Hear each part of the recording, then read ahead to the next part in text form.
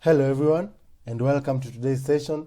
My name is Wenslaw Simiyu, and I'm going to take you through adding vector data to ArcGIS desktop.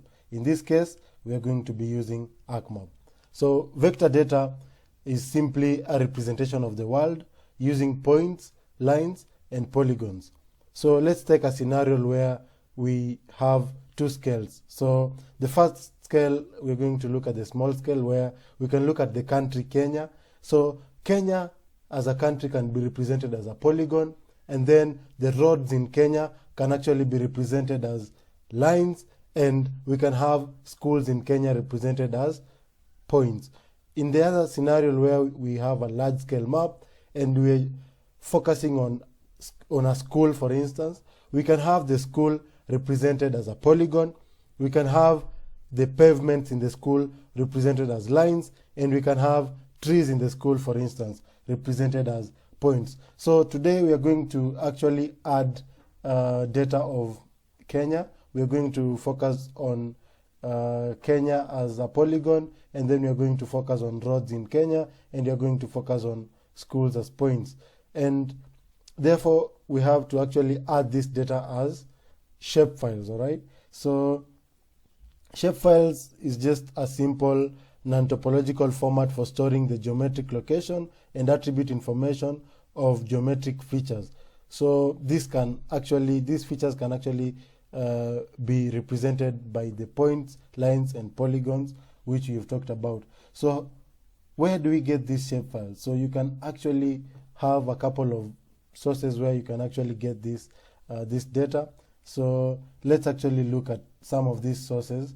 You can go to the web and search, for instance, for Kenya counties shapefile, which we'll actually be using in this demonstration today, and you'll see a couple of results showing up. You can pick any of your choice. So I'm not recommending any sites, but rather just using an example. But for your case, you can actually go to the data, and the most important thing that you should actually look at is the currency of the data. So for instance, here you can see that this data was last updated on 21st October 2015. So depending with what you're working on, you can actually really focus on the currency of the data. So this is where I've gotten my counties shapefile. You just come here and you download this to your PC, and you save it in a certain folder. So for the roads data, this is where I've found my data, and I'll actually share these links below in case you want to practice. You can come here and actually still download the shapefile here, so you can actually see the description is the road shapefile. You can actually come and download the data here. And for the primary schools, I've actually come here and downloaded this data, where I've actually come and selected the shapefile. So we'll actually look at how you can, the best ways in which you can get current data. We'll have to do this in another session, but for this session, allow me to jump straight to actually loading this data to ArcMap. So you realize that after downloading this data on my PC, I have it somewhere in my folder, and to add, for instance, the shapefile, I'll start with the polygon, which is the Kenya counties shapefile. So you just come to ArcMap, and you can see where I've clicked. You can actually come here and say add data, and there are two ways to go about this. You can actually make, for instance, already have your folder here, but if you don't have, you can actually come here to connect to folder. You can navigate direct to your folder where you saved your data, and then once you add the folder to your ArcMap, you can click OK, and you'll come here and see under the folder connections, you'll actually see your folder. So for me, I saved it under adding data to ArcGIS, adding vector data to ArcGIS. That's my folder under data, and you can see that what I have downloaded from the net is actually here. So you can come to the Kenya counties, and you'll see it's in the format .shp. So that is the shapefile format. So once you click add, you'll actually see the map of Kenya, or rather the shape of the Kenyan map coming to your ArcMap. So there's another way of actually adding this data, which is going to the catalog. So this right here is the catalog, and you can see on the left side there's a table of content. So these two may actually not appear on your map, on your ArcMap rather. So to add this, let's just assume I didn't have this. You'll actually go to one of these tools, or rather some of these items, and you'll see catalog here. You can actually just click on it and it will appear here. So in some cases it may appear hanging on the screen. You can just come and click right here and drag it to this arrow pointing to the left side, and it will actually come and be pinned on the left side. So the other way in which you can actually add this data is by coming here, connecting to the folder here on the catalog, and after connecting to the folder and you have your folder there, you can actually come and still navigate to it. So in this case, I'm going to choose the Kenya roads shapefile. So you can actually drag and drop from here and actually drag and drop it to your current map. So you'll realize that now we have the Kenyan counties map, and we have the Kenya roads data as well loaded on the map. We'll actually look at better ways of representing this data, probably in another session where we'll talk about symbology and basically cartography and all that. So you realize we had three data sets. We had the polygons, we had the lines, and we had the points.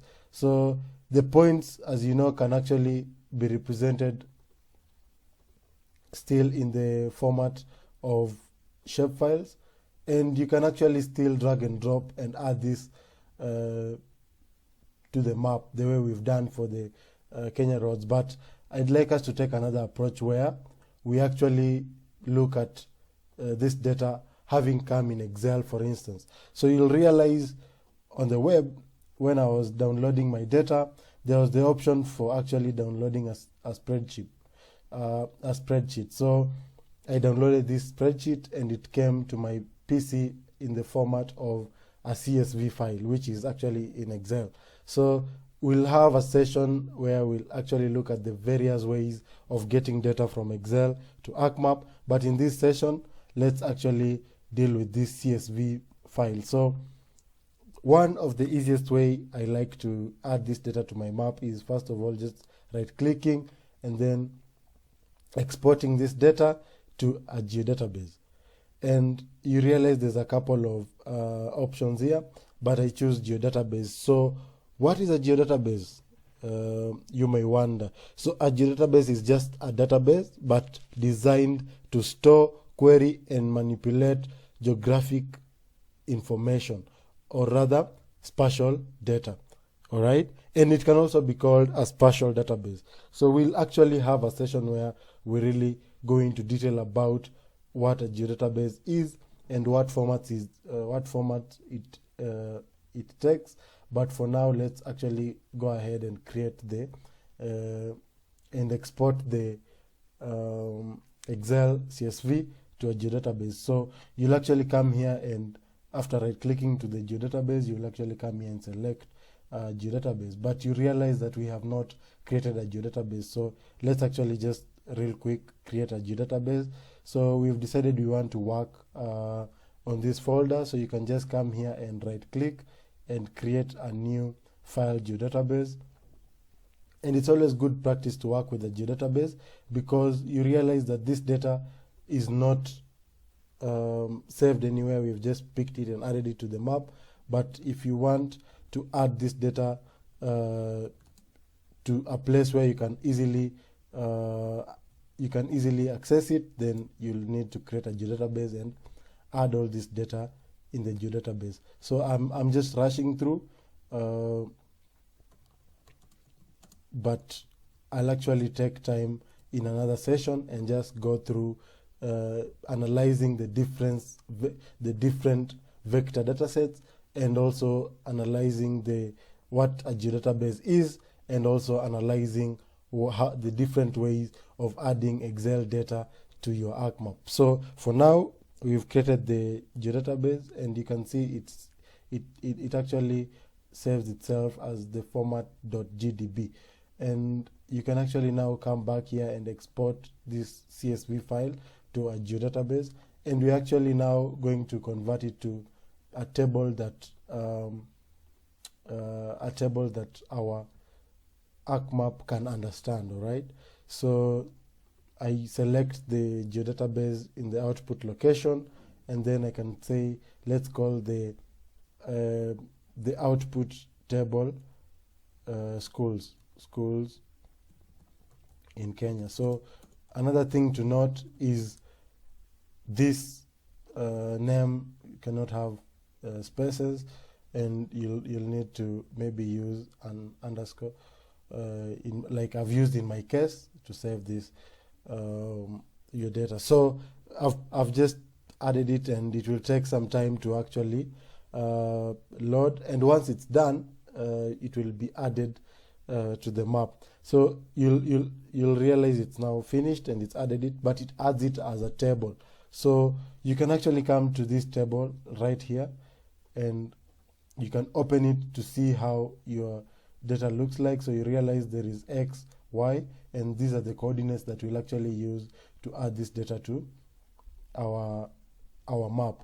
So you can come here and right click this table and just say display XY, and you'll realize it will give you the option of choosing the fields. So you can say the X field is defined as the X, and the Y field is defined as the Y. You can have this in your table saved differently, maybe longitude, latitude, and many other formats. So you'll realize in the coordinate system I'm using WGS 1984. I'll actually have another session where we'll talk about what geographic coordinate systems or reference systems are, and we'll actually go into more details about that. So for now, let's just say okay, and you'll realize that this data you're given a little bit of information, but for now we just want to add this data to Excel. So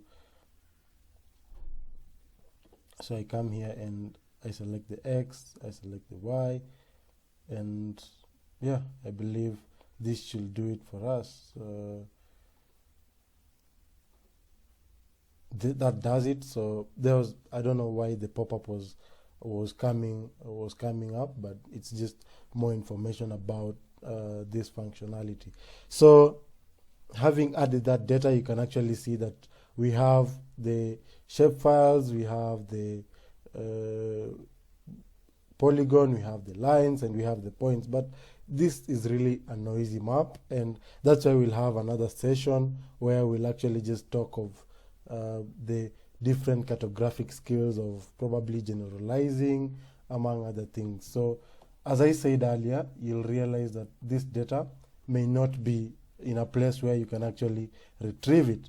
So this is our geodatabase, and you realize it only has the table which we added. So we can actually still come here and export this data and add it to our geodatabase. So you can actually come here and this data, you can actually export it to the geodatabase, and you'll realize it comes in the format shapefile, but for us, we want to add this data to a geodatabase, so we'll actually come here and change this format to geodatabase. So you will come here and rename your output,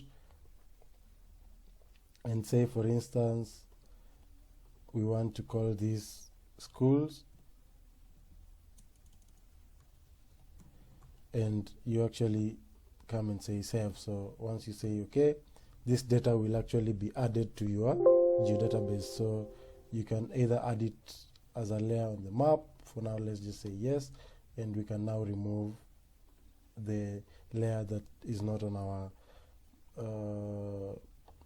that is not on our geodatabase. So you can actually repeat the same process for the roads, whereby you can actually come here and say this is the roads data, and you can say save and say okay. So you can finally come to the county and also add this data to your Geodatabase, and this enables you to actually now easily access the data the next time you want to use this data. So I believe the next session will actually build up from a place where we've saved it in a geodatabase. So let's just say this is the counties, because it's the counties data. So there's a couple of information that I believe I will have to really have a session and just specifically talk about how the formats in which this data is saved and all that. So for now, I believe you now know how to add vector data to a map, and you can actually play around with this data and see what you'll actually manage to do. And if you have any questions, please go ahead and ask me in the comments below, and I'll respond to your queries. And remember, the links are down below. And if you like this video, please click the like button below, and don't forget to subscribe for future content. Thank you, and see you in the next session.